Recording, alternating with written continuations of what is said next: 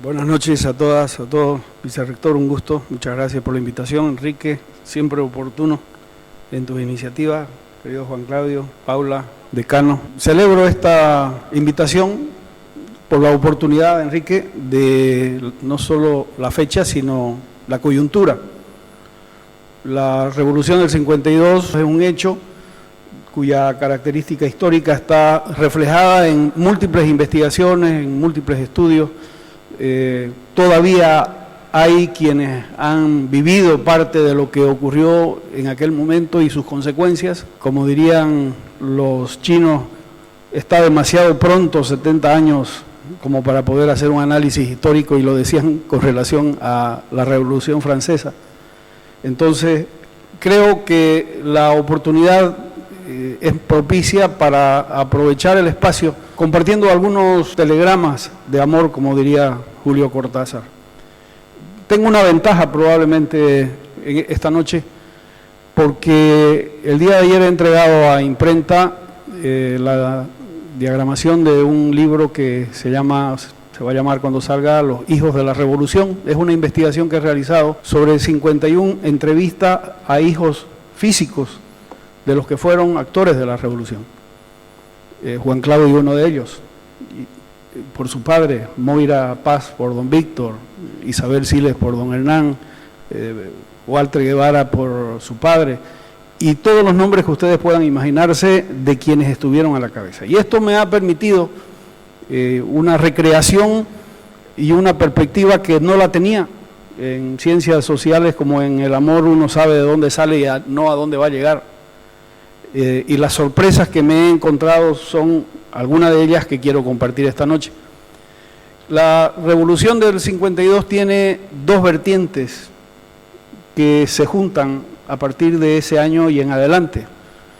Una vertiente es la de carácter nacional, que tiene un antecedente, podríamos irnos más lejos, pero tiene un antecedente con la Guerra del Chaco. La Guerra del Chaco ordena el país de una manera distinta, sobre una base rotunda y profundamente dolorosa. Fue el encontrarnos en un espacio de dolor. Con la Guerra del Chaco viene una serie de eventos, de sucesos, que interpretados y puestos en sucesión. Está el de los gobiernos socialistas militares de Toro y Bush, el de Popular Villarruel. Hay un hecho que es trascendental en la historia de Bolivia y que se denomina el Plan Boján. Es un acto ordenador del estudio de la propuesta de desarrollo de este país, no conocido sino nombrado, y que tiene las claves aún hoy de las cosas que están ocurriendo. Viene la creación de la Corporación Boliviana de Fomento, que era el brazo ejecutor de lo que el Estado necesitaba realizar.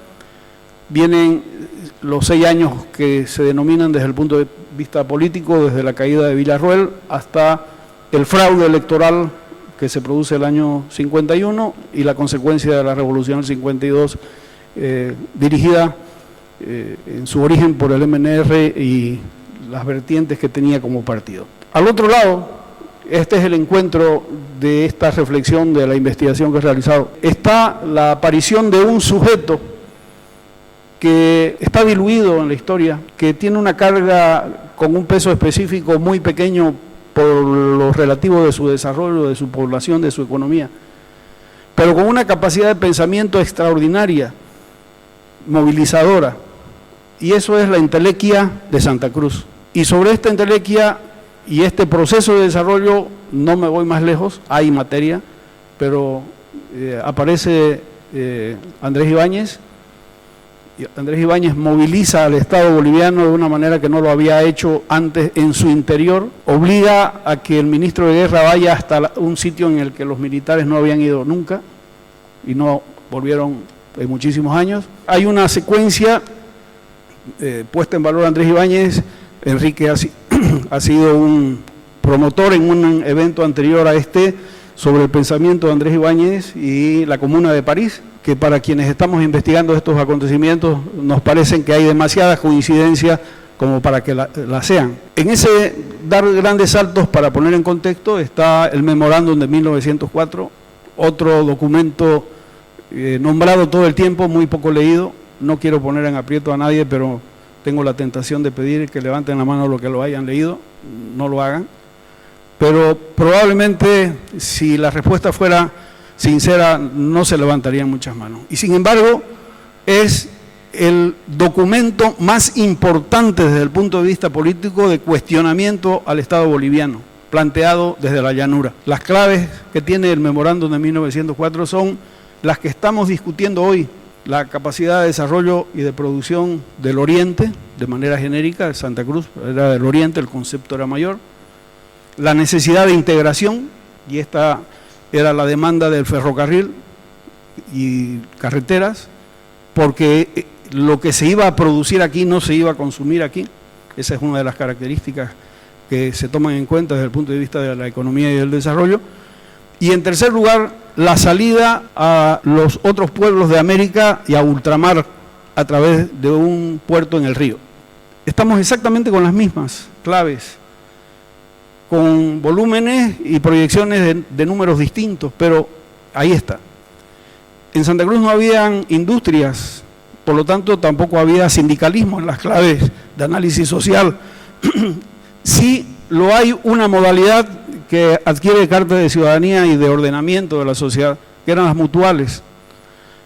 Quien quiera tomarse el trabajo se va a sorprender, y va al cementerio, en lo que sería el casco antiguo del cementerio, entrando en la puerta principal a mano izquierda, sobre todos los nichos, y miren ustedes la anécdota que hay, sobre la calle que lo colinda, ahí están las covachas de las mutuales, de los artes y oficios, porque eran organizados, los talabarteros, los zapateros, las costureras, todo.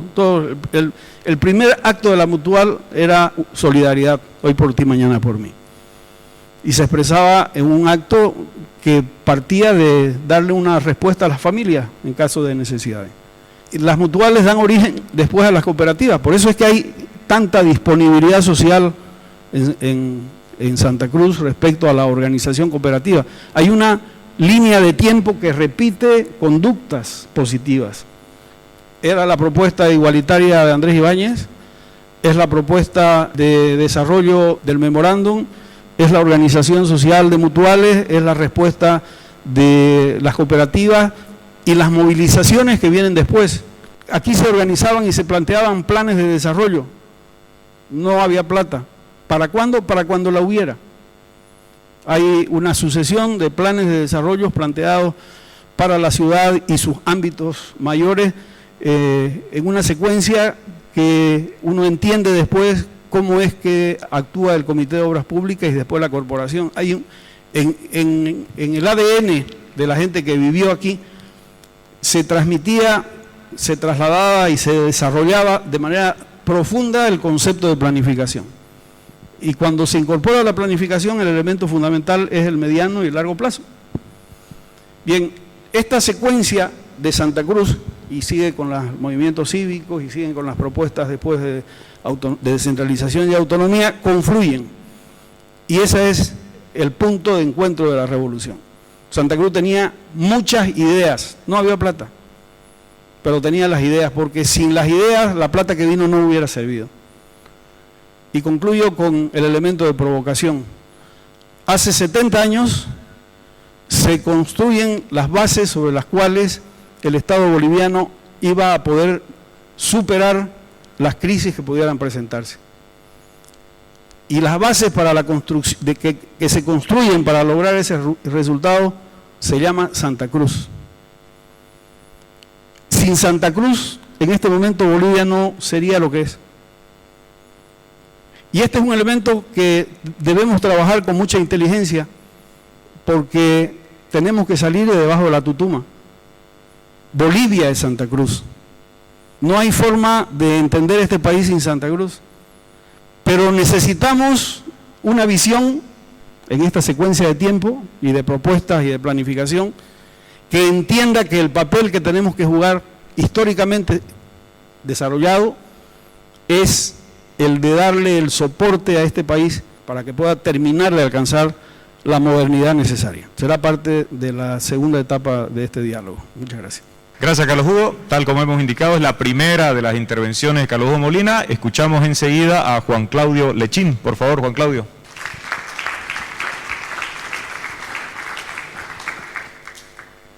Muchas gracias. Muchas gracias, Enrique. Muchas gracias a la universidad. Gracias, compañeros panelistas. Gracias al público todo. Voy a ir directo porque el tiempo se acorta y me parece correcto de la distribución por tiempos. Directo a la revolución del 52. Creo que el análisis de un fenómeno tan importante en la historia de un país, cualquier gran fenómeno histórico de un país importante, un fenómeno importante de un país, tiene muchas miradas. Lo podemos mirar desde muchos ángulos, lo podemos mirar desde muchas distancias, y todos los ángulos y las distancias son diferentes. Por lo tanto, muchos analistas tienen simultáneamente la razón, de acuerdo a su mirada, de acuerdo a sus premisas, ¿verdad?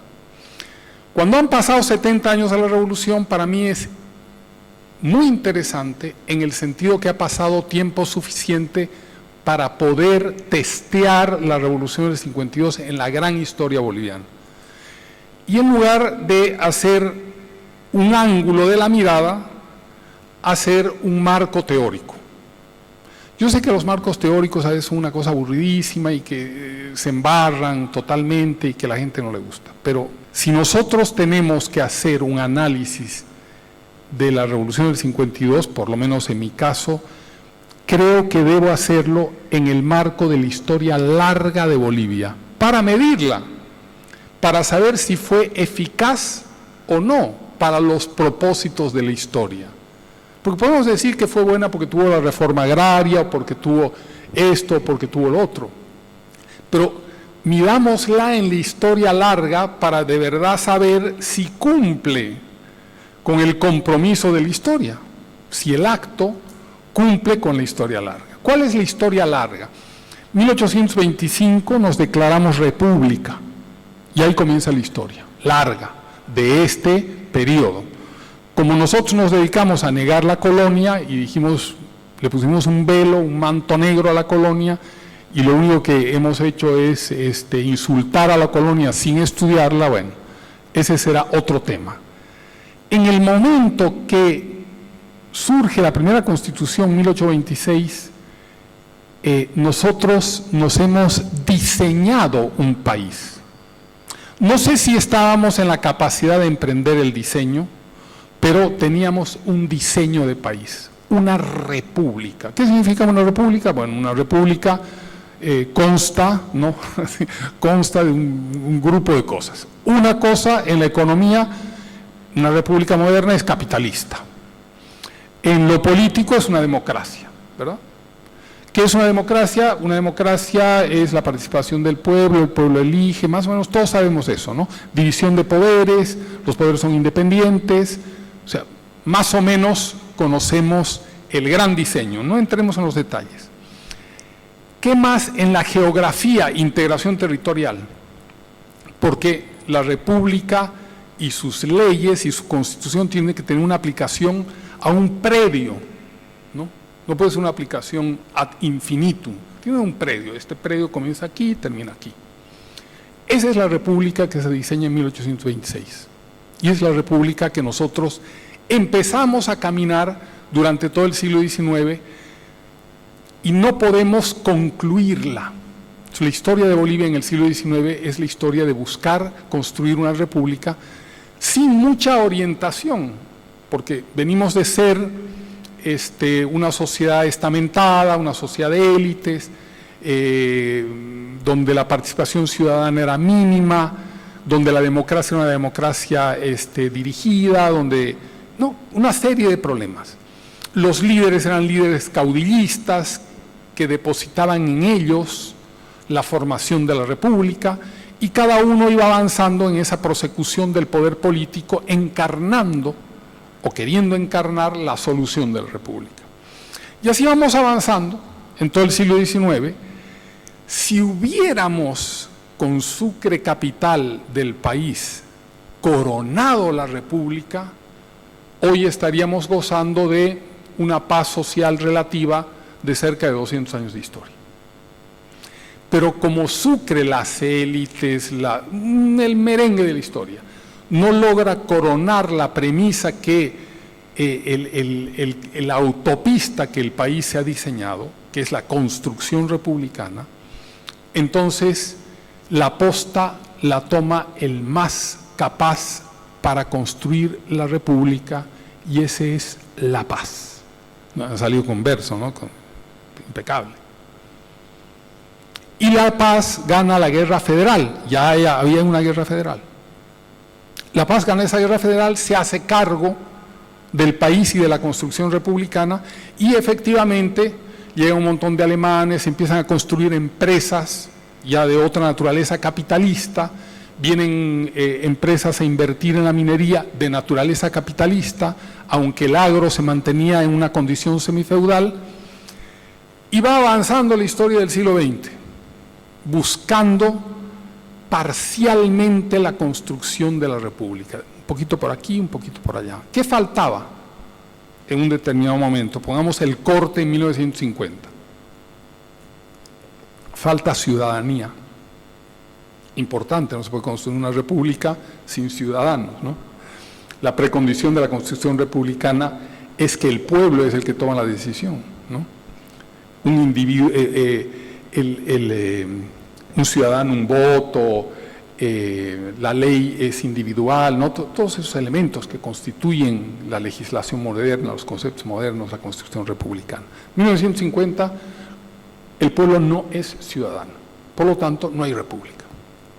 ¿Países capitalistas? No. Todo el mundo que el capitalismo, que son unos malditos, explotadores, pero nadie decía nada de los ricos, ¿no? Los desgraciados de los ricos. Pero nadie decía nada cuando uno se enriquecía con el Estado. Era también un rico, pero no había trabajado para hacerse rico. No era dueño del pecado de la avaricia, ¿no?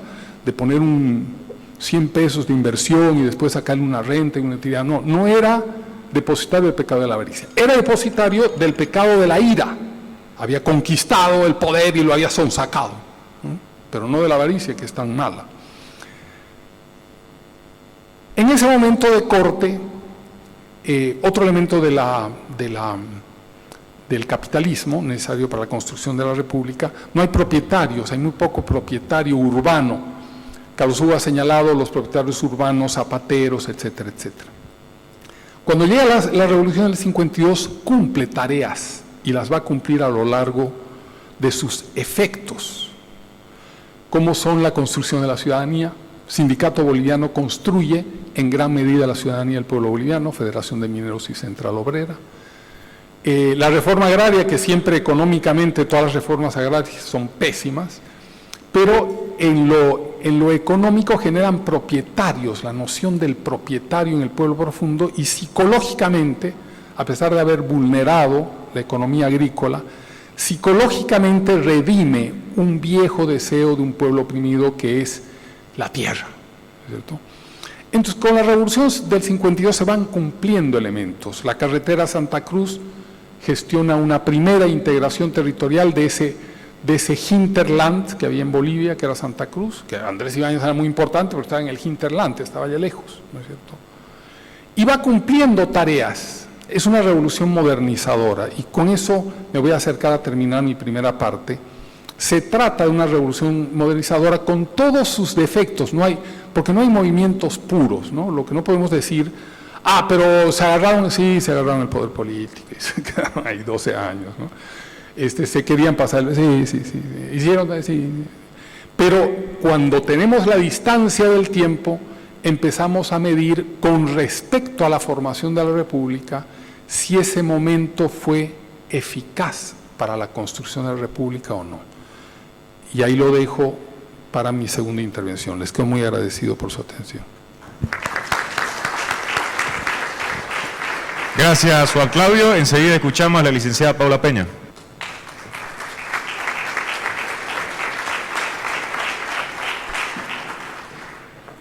Muy buenas noches. Agradecer a todos por la participación y ver este salón lleno, pues un éxito la cátedra. Enrique me pidió que yo hablara sobre la revolución del MNR en Santa Cruz, de 1952 al 64. Voy a empezar con una cita de un politólogo Whitehead de 1973 que dice: a pesar del inmenso impacto de los eventos nacionales al alterar el poder local en Santa Cruz, las realidades de la vida política estrictamente local fueron responsables de crear en Santa Cruz un resultado sustancialmente diferente del producido por la revolución en otras ciudades bolivianas. En 1944, Edmundo Roca Redondo, líder de la Unión Obrera, creada 2 años antes, se incorporó a las filas del movimiento nacionalista revolucionario, apoyando el golpe de Villarroel. Se convirtió él en el primer comando del MNR en Santa Cruz de la Sierra. Estaba apoyado por Juan Foyanini, Jorge Labadens, Hernán Boland, entre otros.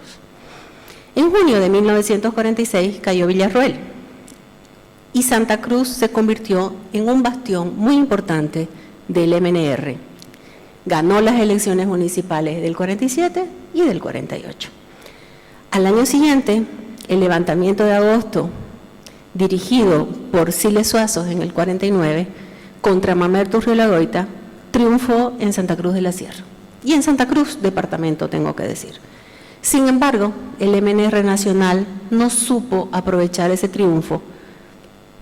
Edmundo Roca Redondo creó en Santa Cruz una junta revolucionaria que la presidía don Víctor Paz Estensoro, que estaba en el exilio. Edmundo Roca era el vicepresidente, y Froilán Calleja Castro, un héroe, una leyenda viva de la Guerra del Chaco, era jefe de las Fuerzas Armadas en Santa Cruz. Por supuesto, desde el Estado Central, la revolución fue tratada como un movimiento separatista. Los MNRistas no se dieron cuenta de la importancia de esa revuelta en Santa Cruz, llamada también Guerra Civil.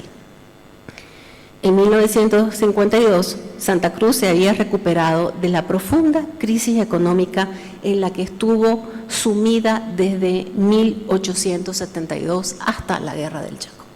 Esos 50 años de 1872 a 1932 fueron realmente desastrosos, crisis económica tras crisis. Esas crisis económicas generaron una serie de levantamientos cruceños que también fueron reprimidos por el Ejército Nacional. El origen de esos levantamientos se encontraba en la lucha por la descentralización, llámese federalismo, llámese descentralización, la descentralización del poder nacional centralizado. Porque creo que hay que quedar claro que no es lo mismo el poder central que el poder nacional, aunque el poder central en Bolivia dice ser nacional, pero sabemos que es absolutamente centralista. ¿Y en base a qué se levantó Ibáñez? En base al poder municipal, muy arraigado en la sociedad cruceña desde tiempo de la colonia. No tengo que ir a la Comuna de París para encontrar los orígenes del municipalismo y del poder municipal en Santa Cruz. Tenemos que recordar que esa constitución de 1826, los libertadores acabaron con el poder de los cabildos del municipio. Fue la Constitución de 1939 que instituyó el régimen municipal. Y recuerdo a todos, presidente José Miguel de Velasco, y lo hago y lo digo cruceño. A pesar de que esta Constitución del año 1839 establece el régimen municipal y permite la elección directa de los consejos municipales en capitales de provincia y en la capital del departamento, esos consejos o ese régimen municipal fue evolucionando con todas las constituciones. Ustedes lo pueden revisar, los que estudian en esta Universidad de Derecho Constitucional. En Santa Cruz de la Sierra, el municipio era el espacio de deliberación y de las propuestas de desarrollo y modernización. Ibáñez, los domingos, la revuelta del año 21 por el ferrocarril del año 24, todas se generan en los espacios municipales. Son los cabildos abiertos, llamados generalmente por los presidentes de esos consejos municipales, donde se van a generar esos movimientos que cuestionan el poder absolutamente centralizado. También es bueno recordar que la Constitución de 1945 permite que nosotras las mujeres podamos elegir y ser elegidas. La primera alcaldesa en Santa Cruz va a ser la alcaldesa de Lagunillas, ¿no? La señora Alcira Senzano. En Santa Cruz van a haber una serie de concejalas. La Constitución de 1947 está don Manfredo, su padre fue uno que firmó durante el gobierno de Urrielagoitia. Esa Constitución garantiza entonces que nosotras las mujeres podamos votar. Un voto limitado, las mujeres que supieran leer y escribir, estoy de acuerdo, pero ya había una apertura para el voto femenino. Las elecciones municipales marcaban la vida cruceña. Eran estos los que llamaban a los cabildos abiertos para definir las problemáticas. Y su rol había sido, desde el siglo XIX, proponer planes de modernización de desarrollo. Se han nombrado algunos, pero no son los únicos, y podemos encontrar esa línea desde 1825 de los cruceños que a partir de sus cabildos, incluso el último cabildo colonial que da unas instrucciones a los diputados que plantea el tema de la modernización. En las elecciones del 49, las últimas, fue presidente del Consejo Agustín Saavedra Suárez y Celso Castedo Barba fue elegido entre los miembros del Consejo como alcalde. La señorita Adriana Coimbra era una de las concejalas.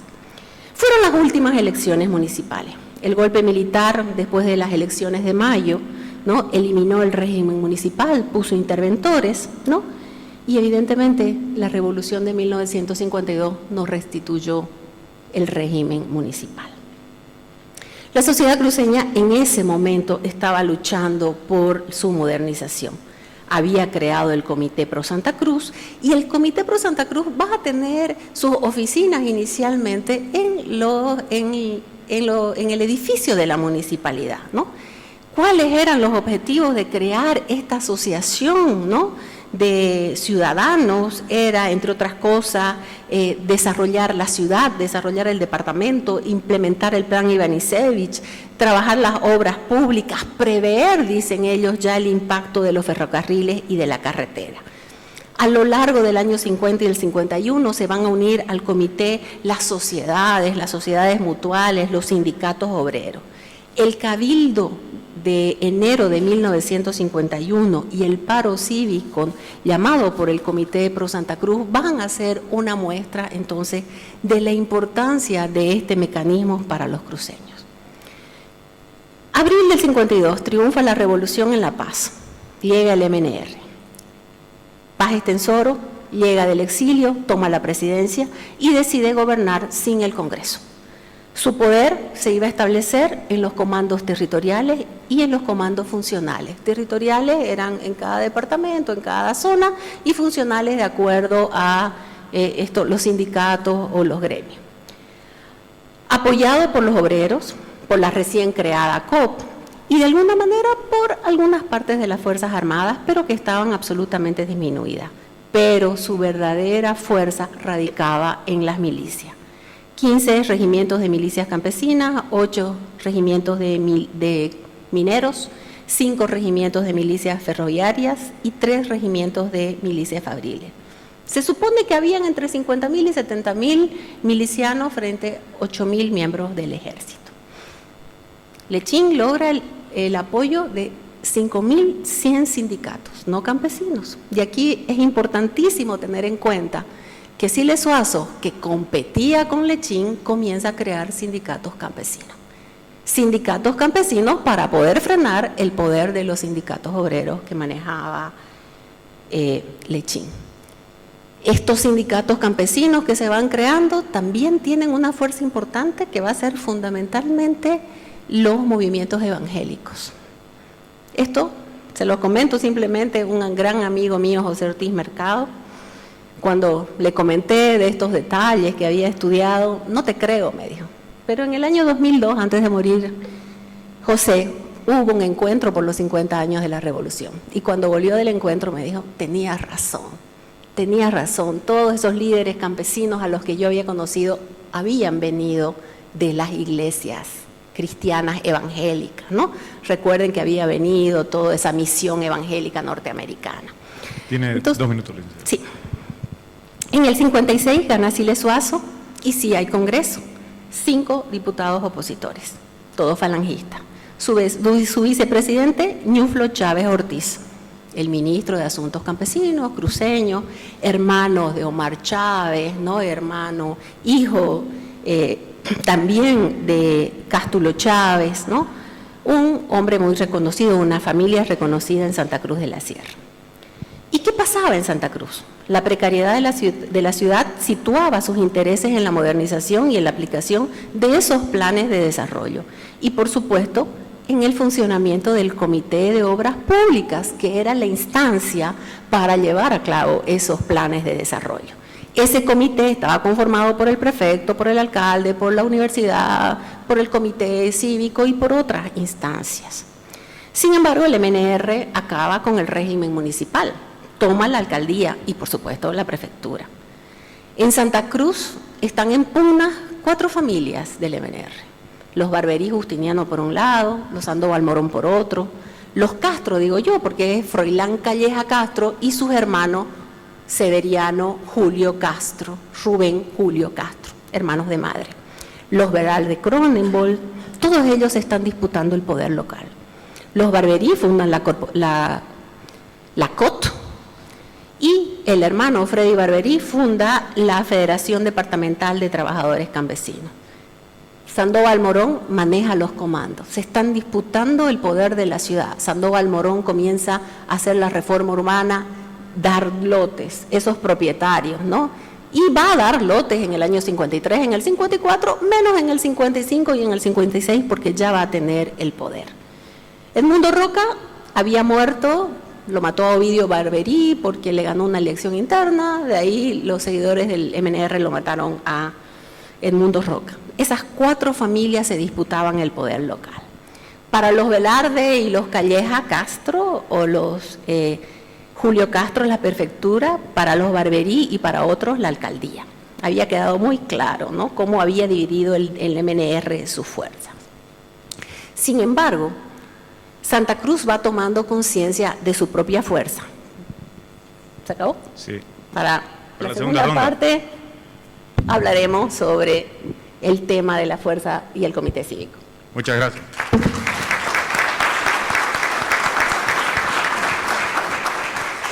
En esta segunda ronda, conforme a lo que se ha acordado, comienza Carlos Hugo Molina, tiene 5 minutos para realizar complementaciones, aclaraciones, lo que juzgue conveniente. Muchas gracias. Lo dijo Enrique al inicio, hay un supuesto de que este auditorio ponderado tiene un conocimiento del 9 de abril. Esto nos libera, en mi caso, de entrar a algunos detalles de naturaleza histórica, porque sabiéndolo, y no se pueden negar, entre las grandes reformas, nacionalización, reforma agraria, voto universal, que estuvo con sus matices que no eran menores tampoco, Ñanderoga existía, Las Liras, Terevinto existía.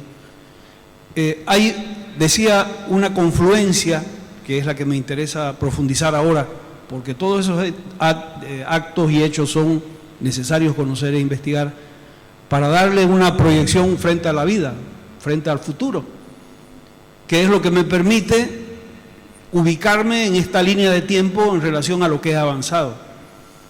Y repito algo que expresé al final de mi primera intervención, que esta construcción que sostiene el Estado boliviano en este momento es una construcción que se suma de la historia de la sucesión de hechos de carácter nacional y se suma el esfuerzo de esta parte de Bolivia de proponer procesos, de realizar acciones y de lograr resultados. Cuando ingresé a la prefectura el año 2003, pedí al ingeniero que estaba a cargo de las regalías que hiciera un ensayo matemático simplemente de sumas, cuánto había recibido Santa Cruz por concepto de regalías desde que se aprobaron el año 38, que no se pagaron, había una cuenta de acumulación, hasta el año 2003, hasta ese momento.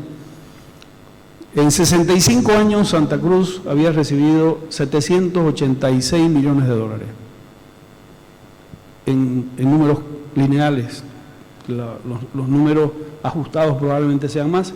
El año que mayor regalía recibió fue el año 79, 49 millones y medio, con una gestión especial que hizo Óscar Serrate en ese momento con el gobierno central, un ajuste.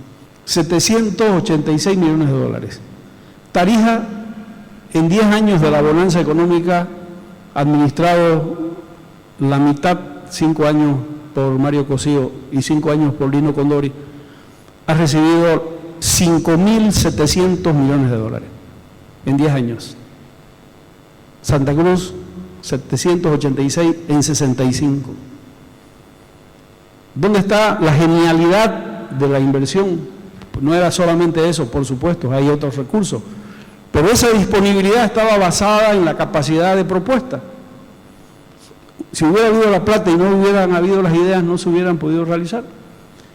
Y el objetivo estratégico desarrollado en la propuesta política de la revolución, que era incorporar, que era modernizar, Juan Claudio lo ha señalado de manera conceptualmente preciso, estamos frente a un reto de construir la república, que viene con toda su historia, y en segundo lugar, un acto de modernización, que eran las asignaturas pendientes que la sociedad boliviana y que el sistema político no había desarrollado, y era la representación, y era el ejercicio político y era el voto. Otra vez, voto de ignorantes, que no sabían leer y escribir, que eran criados, pero que generan lo que es hoy Santa Cruz. La perfección en materia social no existe.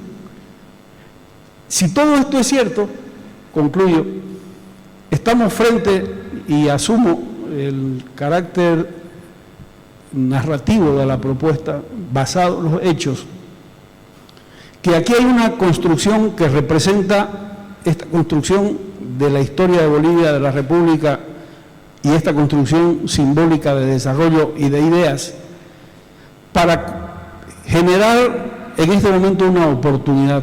Si Santa Cruz estudia, analiza, conoce, profundiza las claves que se propusieron durante la Revolución Nacional, hoy, 70 años después, tiene la posibilidad de tomar al país. Tomar en el mejor sentido de la palabra, democrático, inclusivo y de desarrollo. Es el único departamento que genera excedente económico en Bolivia, que no provenga de la administración pública y de la inversión pública. Es el único. Esa es la razón. Esta investigación sobre la revolución va unida a otra que vengo sosteniendo hace varios años sobre el tema migratorio. Y cuando lo digo, lo repito, no asesinen al mensajero. El departamento de Santa Cruz, si las cosas siguen como están, en 2 censos más, el año 32, va a tener el 50% de la población boliviana. De 15 millones vamos a hacer 7 millones y medio. Y esta ciudad, con su área conurbada, va a llegar a 5 millones y medio. Y esto es inexorable, no hay forma de detenerlo, porque es el único lugar en el que la gente viene a desarrollarse porque cree que aquí hay opciones y posibilidades. Y aquí sí voy a hacer una pregunta con todo respeto, por favor. Levanten la mano los que ustedes o sus padres no hayan nacido en la ciudad de Santa Cruz. Cuando yo hago esta pregunta, y vengo de hacerla hace una semana en Sucre, levanten la mano los que tengan parientes y personas cercanas viviendo en Santa Cruz, 100% levanten la mano. Esa es la realidad objetiva. Nos toca entenderla a partir de los hechos históricos que están sobre la mesa, están en los libros que nos plantea Enrique, están en los datos que nos plantea Paula, y en la narrativa que nosotros querramos que tenga esta línea de la historia, porque lo de atrás ya no lo podemos modificar, sí podemos modificar el futuro. Muchas gracias. Saludos.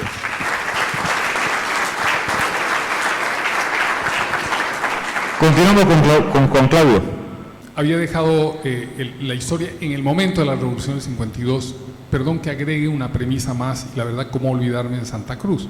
Una de las condiciones para la formación de la República imprescindibles es que deberíamos mirar como que la República democrática, la República moderna, es exactamente el descuartizamiento del rey absolutista, ¿no? División de poderes, antes tenía el poder legislativo, pártelo. Antes tenía el poder judicial, pártelo.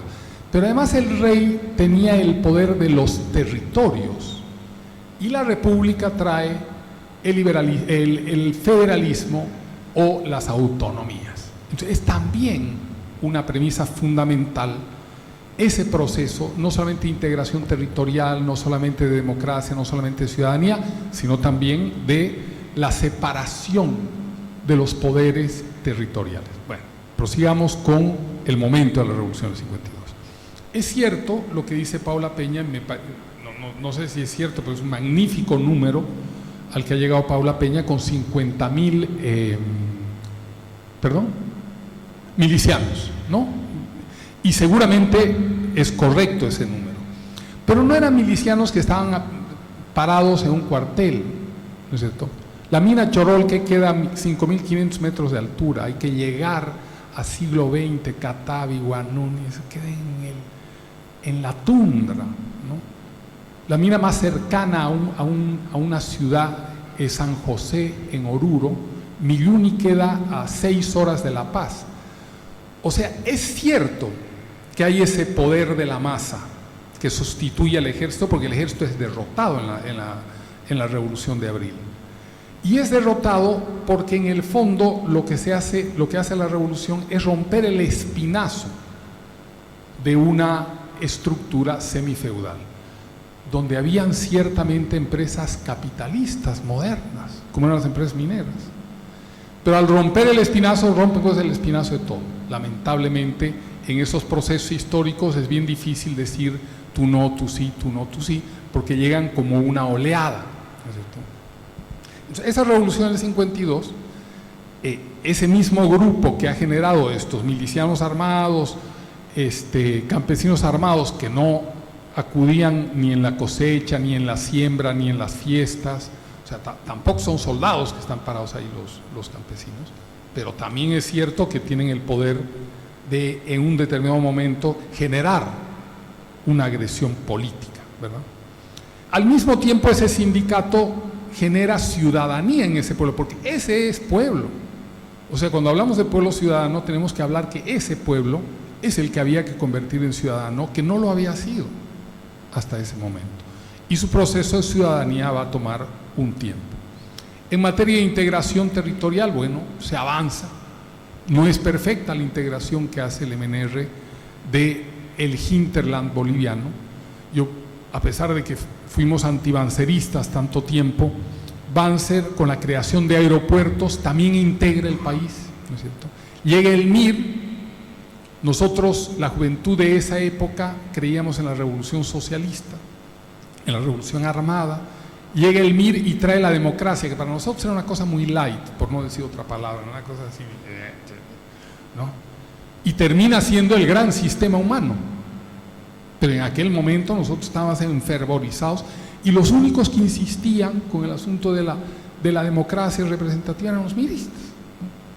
Y con la libertad, con unas palabritas así, y termina siendo el gran sistema humano. Entonces, ese avance hacia la construcción de la República, si La Paz lo hubiera logrado en esos años, la historia de la constitución de la República hubiera terminado ahí, ¿cierto?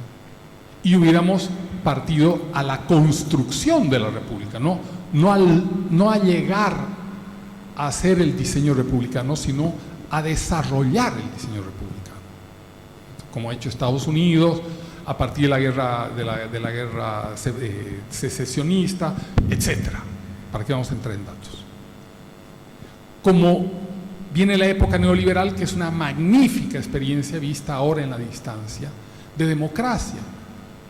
El Consejo Electoral era prístino, tan prístino que lo habilita Evo Morales, habiendo tenido cargos criminales en el Congreso por el asesinato de los esposos policías, y le da, cuando gana la presidencia, se la da. Esa era la limpieza y la transparencia del sistema electoral, con sus óbices, no estamos hablando de materia eclesiástica, ¿no? De pureza diametral. Tiempo con Claudio. Gracias. 30 segundos. Sí. Como La Paz no termina de lograr esa constitución republicana, toda la fuerza que le había puesto el boliviano en general migra hacia Santa Cruz. Y no es que Santa Cruz no haya tenido élites desde hace muchísimos años, no haya tenido reivindicaciones desde hace muchísimos años, pero hay una migración en la necesidad de este país de encontrar aquel territorio, aquella élite, aquel mando que le dé finalmente su perfil definitivo. Ahí es cuando aparece una revolución arcaica, como es la del MAS, y que intenta sabotear ese largo proceso republicano que ya ve en Santa Cruz más o menos definida la ciudadanía del individuo, la capacidad de entrar cuando quiere un negocio, de salirse, de elegir, es respetado por sus opiniones, nadie lo patea, ¿no? En ese momento llega esa revolución arcaica. Muchas gracias. Muchas gracias.